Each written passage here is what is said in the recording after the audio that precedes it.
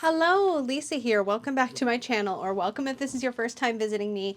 Today we are going to be taking a look at a prototype of the Grief Journey Oracle that is coming out on Kickstarter. And at the time this video comes onto the channel, I'm not sure if the Kickstarter will have just launched or if it will be about to launch. I will have the details of that listed down below, but I believe that this is launching early in November, so I'm filming this video in advance and I will put it up on the channel so close to the time, just before or just after. So this is an upcoming deck by Marian Kirk and has been illustrated by Terry Cottrell. I hope I'm saying Terry's name correctly.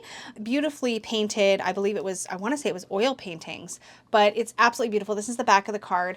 Now, before we dive into the walkthrough, a couple things you should know. This is a prototype, so this is not a reflection of what the final deck will look like as far as cardstock and exact size and qualities. So I want to talk to you about those because Marian did provide me a little info sheet so that I could tell you if the deck is funded on Kickstarter, what you can expect for quality. So the specifications of the deck will be 400 GSM black core paper. That is incredible cardstock. It will be thick, but it will be, if it's black core, it's going to have some snap and some durability to it, which is going to be amazing. Silk matte lamination, so that will give it a bit of a, there's a couple different ways to have coatings, and I have an entire video going into all the details on cardstock. If you want to nerd out with me on it, I will try to remember to link that in the description box or up in the little eye thingy.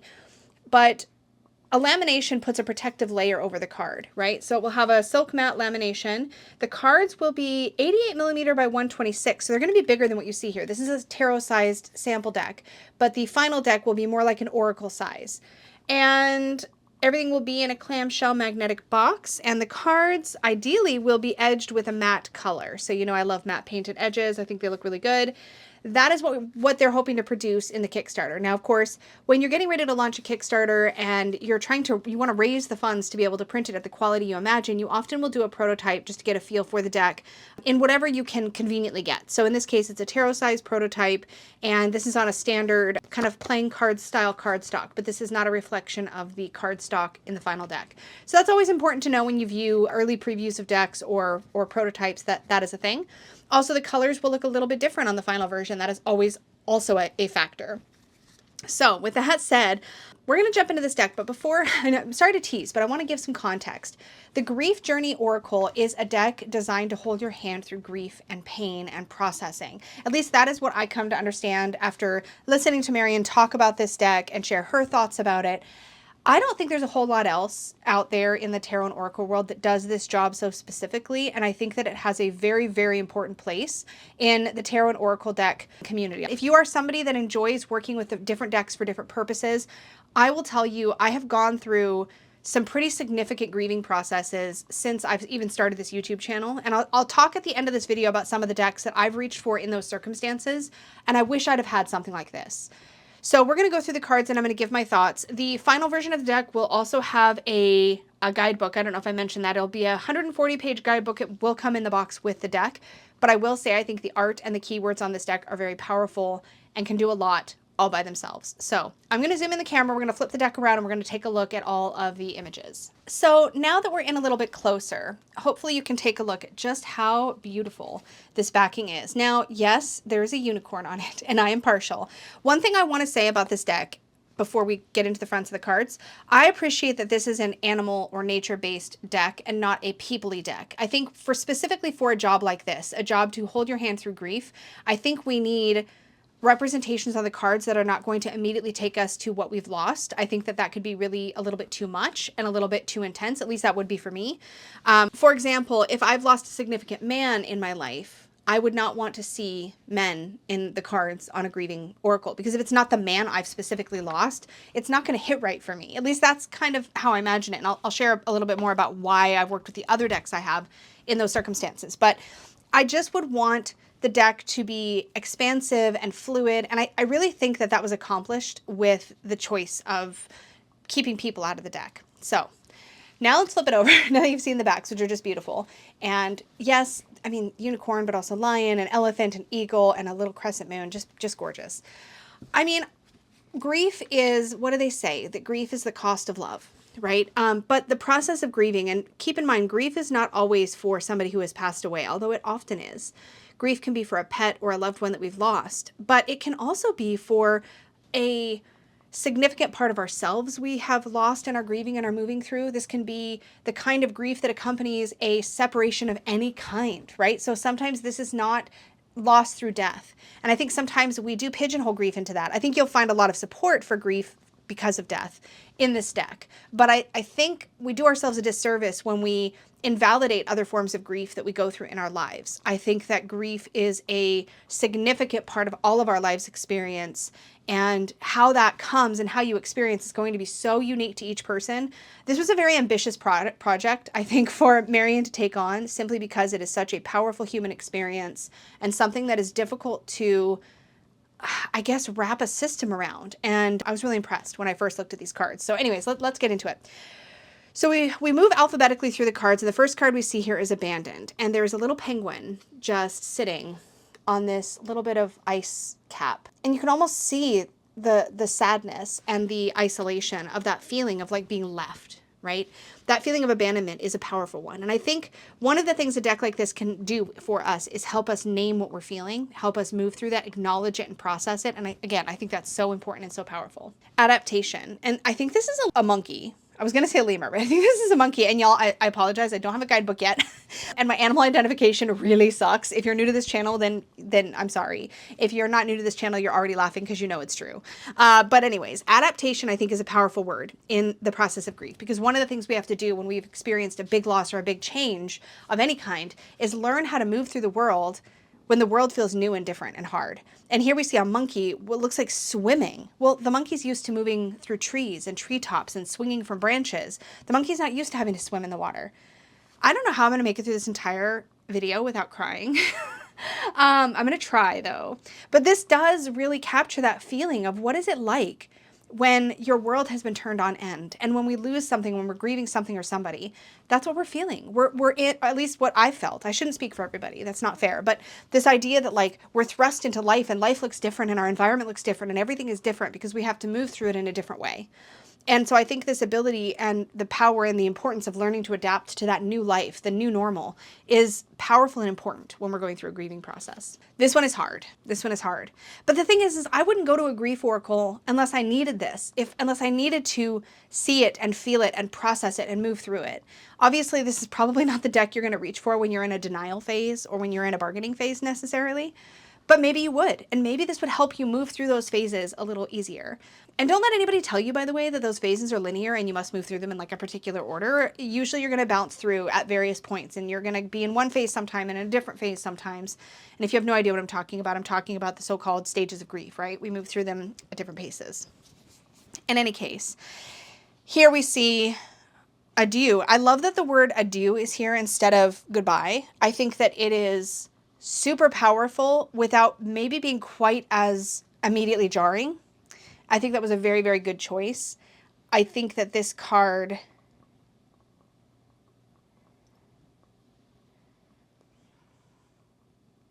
I had to take a second. I'm still taking a second. This image is very evocative of what that feels like. And you can see yourself in either of the creatures, right? You can put yourself here or here, and you can understand the potency of the feeling. I have never had a deck of cards, including the cards I've made, hit me quite like this. And I think it's because we know the subject matter. We know the point of the deck. I cannot emphasize enough how important it is to have a deck that can help you tap into what you feel. If working with cards to process your feelings is something that you already have as part of your process or practice and want to have as part of your practice, I'm literally speechless because I'm 3 cards in. I had a really nice evening. I know I've not got anything going on right now, but this sort of imagery and powerful keyword can do so much to help you tap in to those feelings. So I will say, for those of you watching, because this is already hitting me kind of hard, if you are currently going through a rough time and this is like hard to watch or hard to listen to, totally get it. Please do not feel like you need to sit through this. You don't. But if you think something like this can help you and can support you, then I think it's worth checking it out and seeing if it can be a tool that would help. Anyways, I'm going to move on from this card because I think this one is an especially difficult one. This is beautiful. Ancestors. I love that we have a unicorn representing ancestors. Some of you may know that I work with spirit in the form of unicorn. That's always been how spirit has come to me. That has been the form that has been the most recognizable to me, and thus that is how spirit communicates with me. And it's very, very powerful. Interestingly, I don't necessarily view unicorns as ancestors in that way, but I think they make a beautiful symbol for ancestry. It kind of takes us out of this plane a little bit.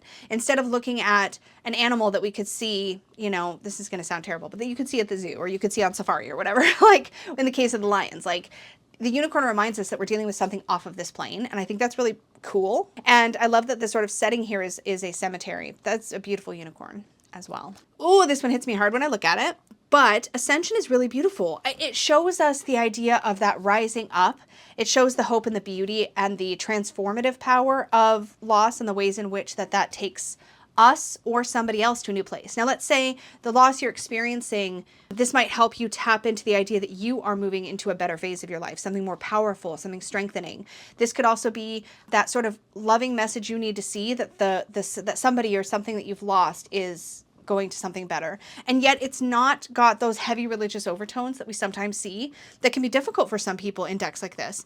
So again, another kind of really special win for this deck, I think. Anyway, I love Ascension. I love that it's a dragon. It makes me really happy. Caretakers. This is beautiful. This is a great message. I don't know ultimately what's going to be in the guidebook, but I can tell you what I get from these images and sort of what they make me think of. And this, if I'm going through a tough time, is going to remind me that there are people around that can help, that can offer support if I just reach out for that help. And maybe this will help me to be aware that those people are in my periphery, or that maybe it's my pets. They're in my periphery. They are watching over me. They're present. I'm not alone. That reminder is really powerful. And also sometimes we can see that caretakers could be a card that helps us remember that whoever we've lost is also being well cared for, or that perhaps whoever we've lost is our caretaker. There's so many ways we can engage with this energy, but what I like about this is that it's expansive enough that we have that sort of holding. Our hand is being held, is what I'm trying to say. Chaos within. I love this. The sea itself is fairly calm, but there's a storm in the bottle. And this is powerful because a lot of times when we're dealing with any kind of powerful emotion, and this is personally relatable to me, but I have a tendency to bottle and think I'm fine. Like I go into crisis management mode and I'm like, I'm good. Everything's fine. And then I hit a wall and it all comes exploding out because I've been suppressing instead of processing. Again, decks like this can be very powerful for naming and processing.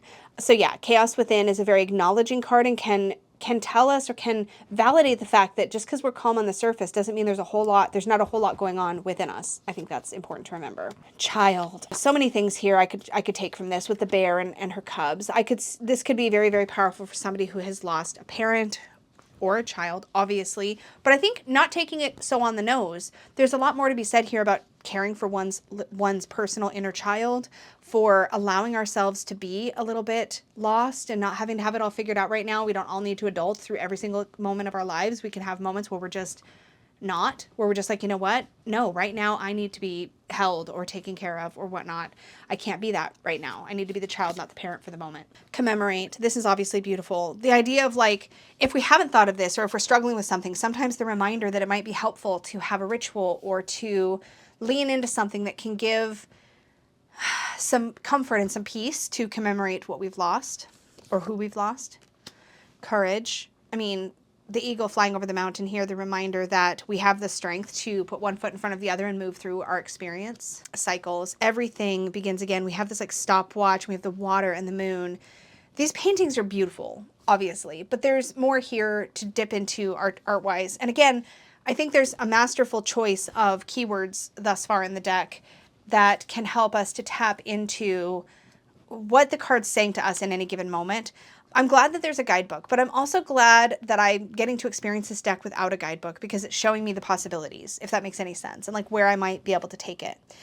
But a reminder that time, I mean, like this could have said something really trite or repetitive, like time heals all wounds. But yeah, duh, that doesn't help us in the moment.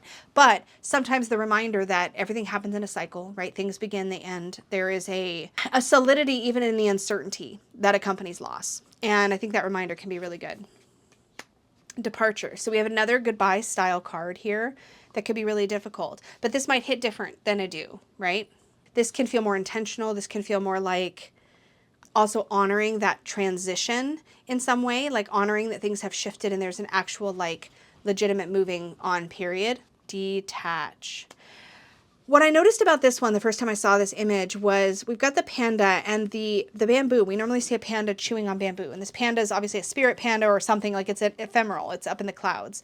And we see that the bamboo is insubstantial now, and there's like this, it's almost like the panda is like slowly like letting go of the bamboo and allowing it to fade, like not holding on so tight to something that is truly no longer there. That can be very, very powerful. A reminder that it's important to loosen our grip on the past, to allow change to unfold, to allow the transition.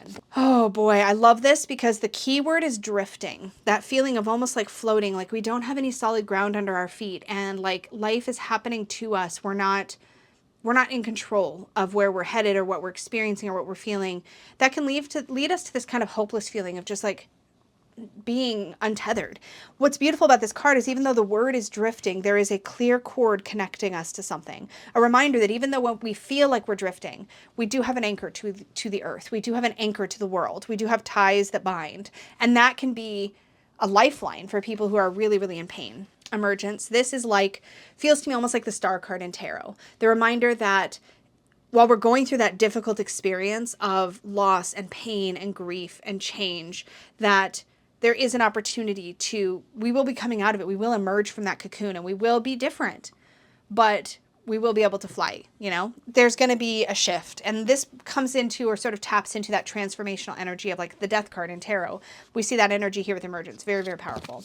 I think that this deck, just like looking at these cards so far, I feel like this could be very, very, very, very useful for just going through a tough time. Like, and again, I'll show you some of the other decks I've leaned into for those kinds of experiences, but yeah, really important. I love lotus symbology. The reason that I have a lotus tattoo, which I know y'all probably haven't always seen, and this is upside down because how I'm sitting. I have a lotus tattoo with the Om symbol and with the ladybug. This all has a lot of significance for me. And the other side has the triple moon and the goddess. For me, these symbols represent a very significant healing path that I was on. And part of that healing path was heavily inspired by the lotus. The term from, I think it's Thich Nhat Hanh, was no mud, no lotus, or something along those lines. And what I learned about the lotus flower is that it seeds in the mud deep under the water, right? In the murky, muddy, gritty, grainy, messy earth. And it comes up through all of that murkiness and mud as it grows until it eventually breaks the surface and blossoms. And what's powerful about that is the idea that if not for all of the hardship and the mud and the grit that it had to grow through, it would never have been able to bloom in the first place. It's a powerful allegory for healing and what healing is like, and the fact that you can come from and come through so much darkness. And that in fact, sometimes the darkness is what all of that stuff you have to endure is what allows you to bloom even bigger when you reach the surface, when you break the surface of the water. And so endurance paired with the lotus is potent for sure. And I am absolutely in awe of these choices for the artwork, the way the light comes down and shines. And it could almost be that the lotus itself is shining. I mean, there's different ways you could look at this, but it's very, very beautiful. And endurance really works here for grief and grieving process. Oh, forever. I love this. If we think of ourselves as a form of energy, then everything is forever, right? Everything and everyone. Freedom. This makes me think of Aslan, and I hope I don't ruin that for anybody. But there's a timelessness. There's like an awareness that spirit, again, energy is forever, but also this idea that unbound from the cares and the worries, right? We have an opportunity to be more free, more expansive. I think that's kind of what's being shown here, and the ways which we can really step into our power in that sense. And sometimes freedom can be experienced on both sides of loss, right? The person or whatever that has been lost, right? That has moved on in some form, has a new opportunity for freedom. But also, and this is difficult to acknowledge, but sometimes there's also freedom for the person who has lost something or someone. We don't feel that freedom necessarily immediately, but there can be a sense of that in the future. So yeah, interesting. Friendship. Just being next to somebody who sees you, hears you, can be in that space with you and not necessarily fix it, but just be present. So powerful. Fury. Yes to the tiger roaring, and just the ferocity of it, the anger, the full throated roar of it all. yes to that as part of grief. I believe gravis, somebody correct me if I'm wrong, but I believe gravis is like sort of the weight of it, right? We're carrying all this weight. It's heavy. It kind of pulls us downward. And so here we see this, I think it's a humpback whale carrying almost like what looks like an entire village or like a huge castle and like sort of whole household on its back. And I think that just speaks to the ways in which we are carrying so much when we're going through a big experience. And just a reminder that that heaviness is a part of the process. Growth. Yes. Learning how to move through the experience and also still find room for some buoyancy when it comes. Love that. Those are dolphins, right? Guardian, that is so gorgeous. Much like I kind of see, what was it, the caretaker card? I feel like, again, this, I feel like could be people in your life, could be you, could be the role you played as caretaker. There's all kinds of places that could show up. But guardian to me very much feels like, with this image, it feels like spirit is reaching down and holding one's hand. And like, hey, I'm still here. Hey, this person's showing up in this way for you right now. I think that's really powerful. I keep saying person, but obviously this could be pet. This could be other things, right? Guardian and guide. I like that we have both, actually, because a guardian, this can feel more personal, and guide could be just anything that's kind of getting us through. Anything that's light is sort of showing us the way. And I love that we have the moon here over the water. It's really, really gorgeous. Home. There's a few things, right? I think of, what if this tree once held like a big, beautiful beehive, and this little bee is like, where's my home now? Like, what's it going to look like now? And this tree being cut here can really speak to that, I think, and that feeling of like homelessness that can come when something that we attach to or consider a part of home is there. This can also speak to the kind of losses associated with homes, literally losing or having to sell, say, a childhood home. Things like that can all be really powerful. But I think just in general, the idea of seeking home, seeking a sense of that safety and comfort can be really, really potent. I'm sorry if I use repetitive words or language, but I do find this a very emotional deck, so I'm trying to stay present, but stay with you. You know what I mean? Okay. Illumination. Yes. This is interesting because it shows us almost like, this reminds me a little bit of the iceberg analogy, and maybe we'll see some of that in the deck as well. I can't remember. It's been a little bit since I looked at the cards, but the idea that, yes, there's all this storminess, but above that, the sky is clear. This isn't the whole truth of what's happening. There's something else. We just have to get through the storm. And also this idea that like the lightning bolt itself, the awakening can be a moment or a reckoning with truth, with illumination. Innocence, the little baby polar bear. I was like, I almost said panda. It's not a panda, Lisa. Polar bear. Innocence. So many places we can take that. I love it. Isolation. I feel like this one and abandonment are different, right? So abandoned is that feeling of like that immediate sense, like right when we've lost something or someone. And isolation is what happens when we feel ourselves sort of cut off from the world, either out of choice, like we're choosing to isolate ourselves, and this might be a call to action to be like, okay, you're isolating, or just the circumstances have given us this sense that we are on an island alone.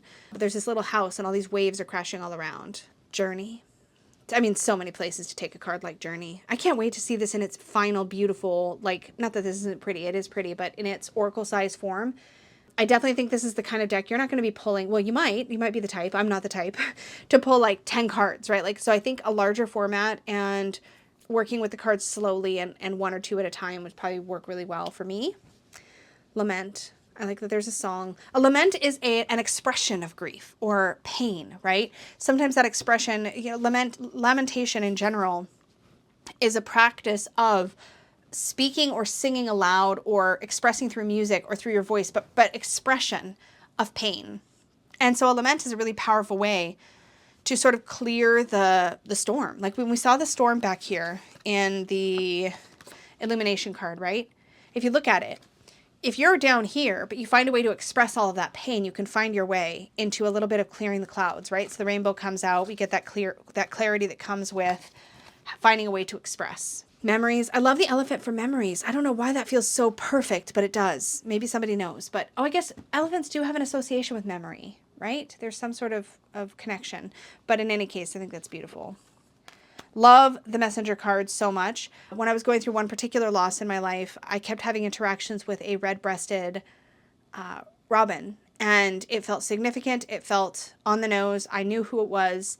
And it felt so reassuring to pay attention to that and look for that and have that like little connecting point.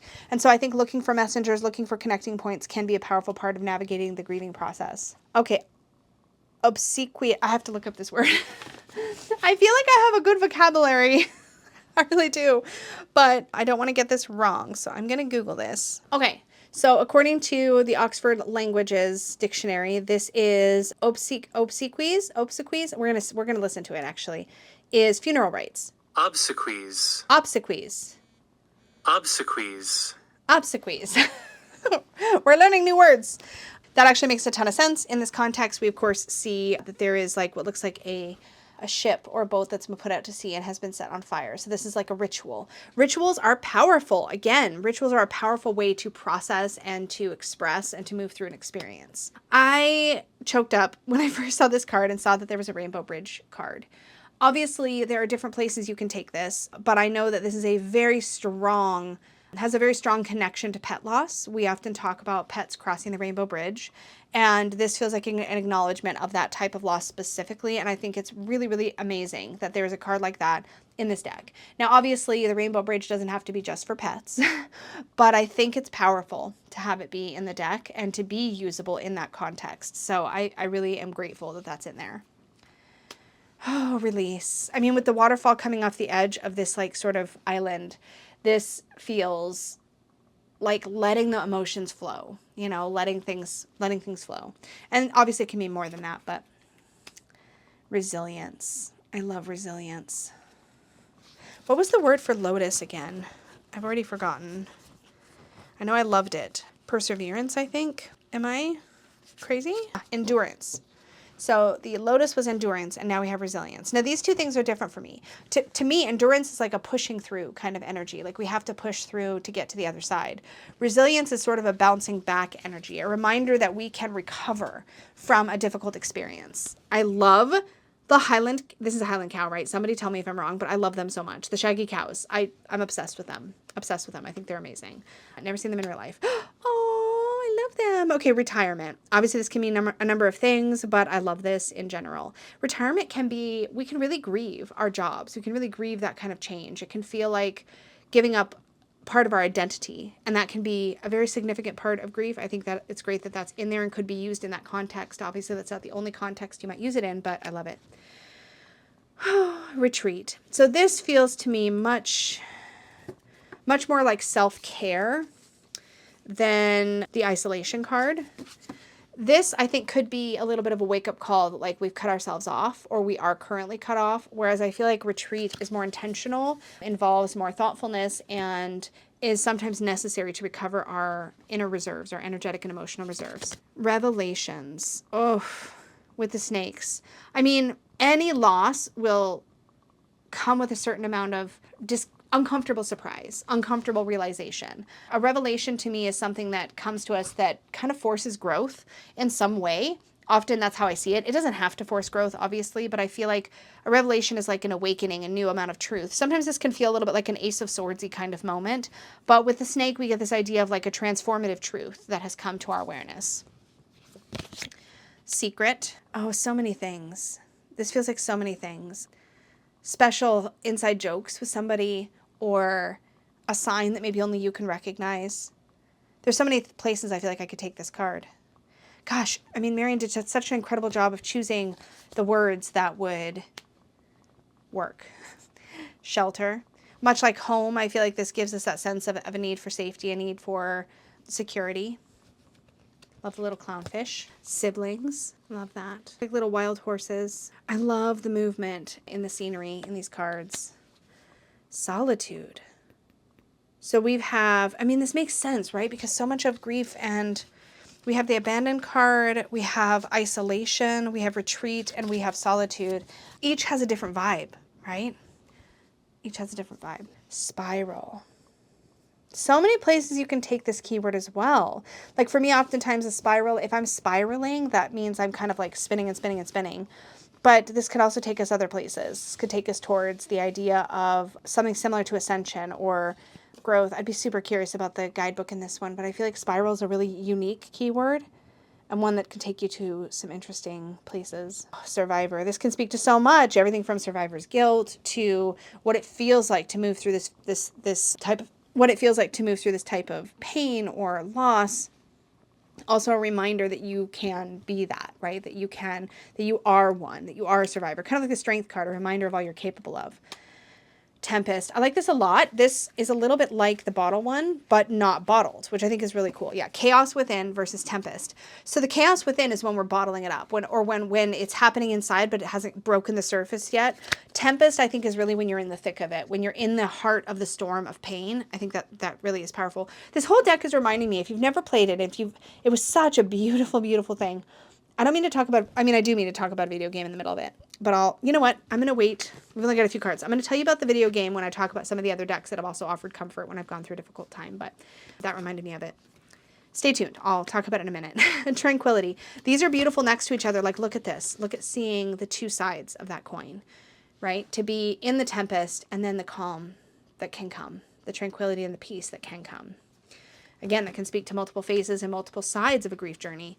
And then we have transition, which of course is beautiful. And I like that it's a chameleon, right? It's a chameleon. I haven't thought too much about the animals, and I think that's exactly as it should be, right?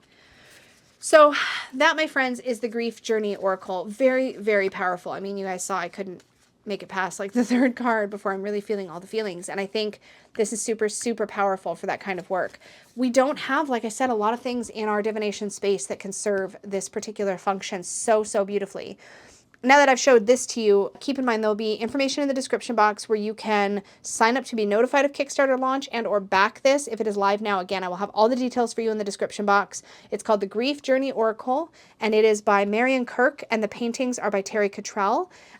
Beautiful, breathtaking deck that will have a different form factor than this, but is, oh my gosh, it's so special. And I'm so honored that I was sent this copy so that I could share it with you all, because it's really potent stuff. So I'm going to talk through some of the things that have supported me when I've gone through some difficult times. So obviously having something like this would have been really, really helpful. The video game that I was about to talk about that I'll talk about now is called Gris, Gris, and it really stuck with me. It was a game on Steam, and I'm not a platformer video game type person, and if you don't even know what a platformer is, don't worry, I only recently learned. But a platformer is like the old style like Mario games, right? Where you're running through a it's like you're looking sort of at the side and you're running a character like through all of their like little adventures. Gris is one of those games that it tells a story without a single word. There's zero dialogue. The music is incredible. The art of the game itself is incredible. The game is kind of like a little bit puzzly, but not crazy hard. Look up a walkthrough if you get stuck. Like, don't let that be the reason you don't play it. Oh my gosh, it told such a powerful story of grief, that game. And so much of looking at this kind of reminded me of the different phases and all the different moments that the character goes through and what that kind of looks like. And so many of these energies show up in that game. And I kept thinking about it here and there, but especially with that Tempest card. I don't know why, but that Tempest card just kind of brought it back to me. But it was so powerful. And like, to not have a single word spoken throughout the entire game, which also means that it is, of course, has no language barriers for anyone. It was such a powerful experience. Like, I sobbed at the end of this game. Like, it was just so validating to see an experience that can be so profound and painful and difficult be illustrated and like be moved through it with just music and visuals. And that's kind of what things like this can do. This deck, I feel like just does a job that I haven't had any of my decks be able to do. So let me show you what I mean by that. So a couple things. I pulled these crystals on purpose, actually, because these are all crystals that have supported me through some pretty intense healing. I have my anhydro agate. This is an agate with water in it. I don't know if you'll be able to hear. I'm going to shake it near the microphone. If you can hear water, this is a really unusual piece because it has actually a lot of water in it. This is quite a bubble, and it contains tons of water. So it's water that is thousands of years old, trapped in a stone, and so lucky to have this piece. But because it's like water in a stone, it's like I can carry a piece of the ocean or the primordial sea with me. It feels very, very powerful. So I love that. This is a golden healer, and I don't know if you can tell, but it's like translucent, but has this gold that kind of threads through it at various points. It's absolutely mesmerizing to look at, but it's polished and it's soft, and it's a little bit big, but not too big to carry in a pocket.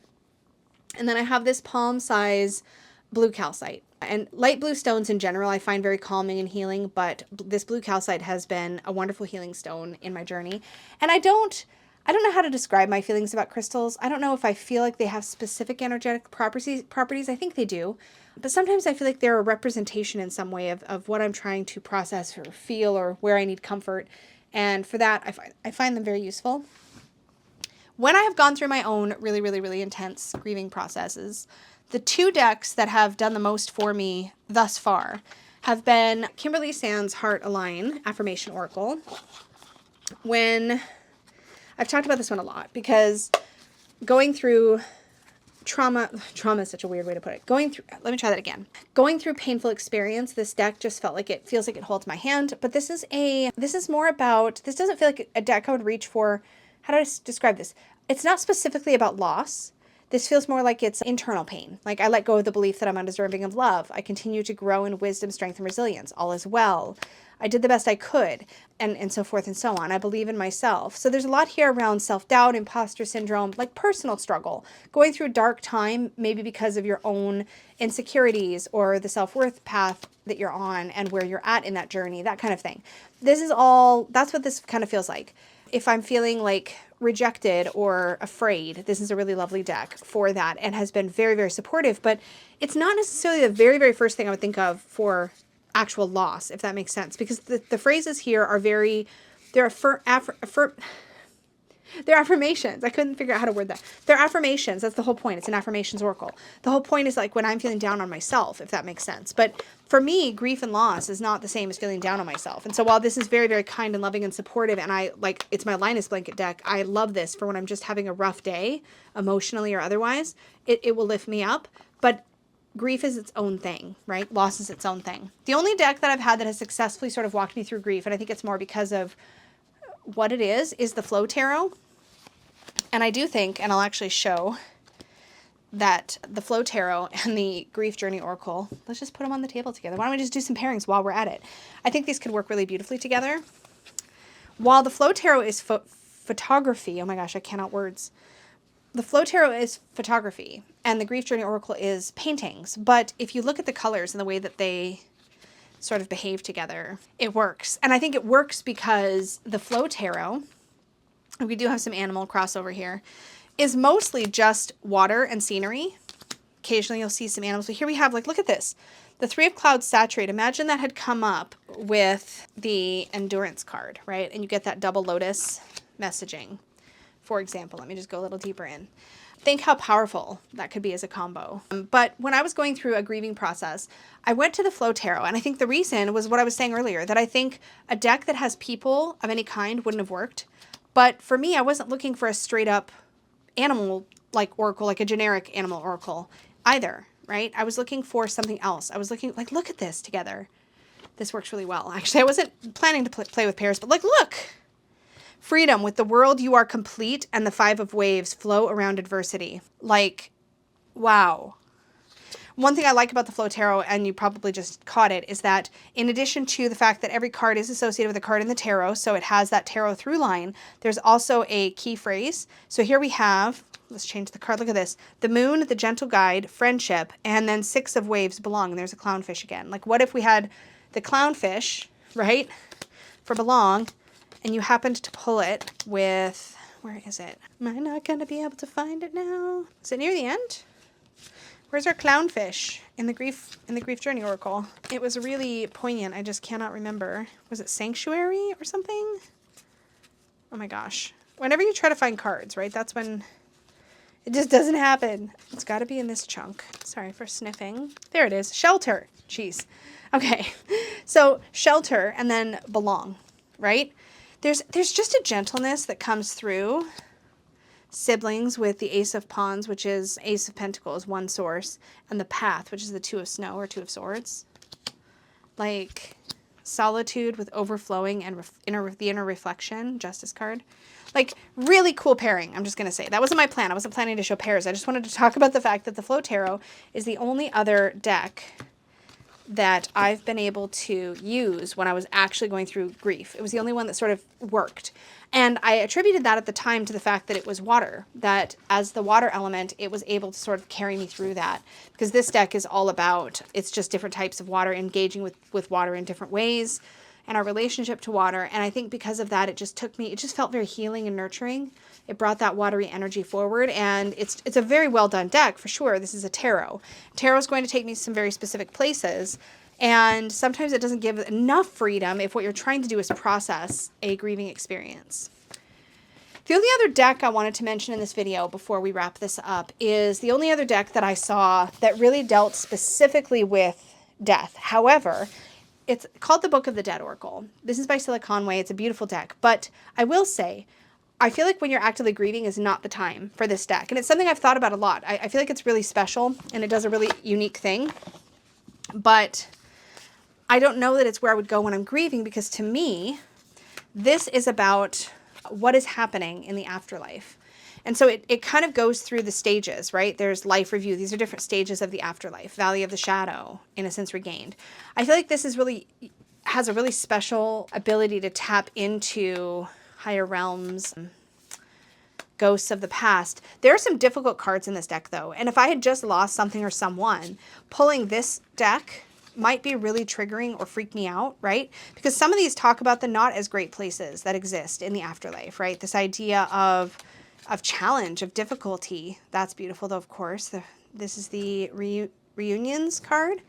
Really, really beautiful. So, I mean, there could be a place for this in the grieving process, but I've thought about it a lot. And I was like, man, if I was actually grieving, I don't quite know if this would be where I would go. I would probably go to this once I had settled a lot more in my grief. Like if I had really lost something or someone, I feel like this is a deck that I would go to much later on when I was ready. See, here's a Rainbow Bridge card here as well. When I was sort of ready to check in with whomever I'd lost. And specifically if I'd lost something or someone to death, like a pet or a loved one, then I feel like this deck would eventually be really, really, really special. But I don't think it's quite right for being right in the thick of it. I think in the thick of it, this would be too much for me personally, and I've thought about that. But I think this is special because it's the only thing like it that I've ever seen that really deals specifically with the afterlife and like what's happening in the afterlife. I think that's so cool. But when you're in it, when you're going through the thick of something difficult and painful, I feel like mostly what I would need in that moment is the ability to process and go through the experience. And I think that is what the Grief Journey Oracle is going to do. I think it's going to give space and validation and guidance for the experience. I'm going to refan that so I can take another picture. Oh, look how pretty. Okay, let me just pull one card off the end and stick it in right there. That's a cute picture. There. I took it just for funsies. I don't know what I'm going to use as the thumbnail. But anyway, thank you for hanging out with me, you guys. Thank you for coming with me on this journey. And if you think a deck like this could have supported you or somebody you know, or could support you or somebody you know right now, consider checking out the Kickstarter. Obviously, Kickstarters do have a turnaround time. The deck will need to be funded, and then it will need to be printed. So this isn't like triage, right? Like if it's a Kickstarter, you're going to have to wait a little bit for the deck to come in. I have to tell you, though, I'm so glad I have this now. It feels like I have a first aid kit in the form of a deck, an emotional first aid kit. Should I experience a sudden loss or change, I feel like I could go to this and it could guide me a bit. Obviously, it's still just cards, y'all. Use your discernment. This isn't something that I would say everybody needs to have, but it spoke to me. It felt like something that could really support me if I was struggling and going through something. And I think it could be really, really powerful to have out in the world. And I believe in it as a project. I would love to see this fund and fund well. I think there's a lot of heart and soul that went into this, and certainly a lot of time and a big risk. You know, Marion brought on an illustrator, and let me tell you, commissioning this much artwork up front, it's a big leap of faith. And I'm really, really glad that Marion decided to take that leap of faith, because I think it's going to be a tool that for the people that need this, it's going to be amazing. And again, I'm so glad to have a copy of it in hand. I cannot wait to see it in its final, like, luxe form, because this is very, very usable exactly as it is. And yet to think of it in like 400 GSM black core, oh my gosh, with like a beautiful silk matte lamination, come on. That sounds incredible. So I cannot wait to see it in its final form. Consider taking a look at the project and supporting it if it calls to you. But again, the Grief Journey Oracle, thank you again to Marion and to Terry for such beautiful artwork. And Until next time, y'all, may your magic always shine from the inside out. Bye.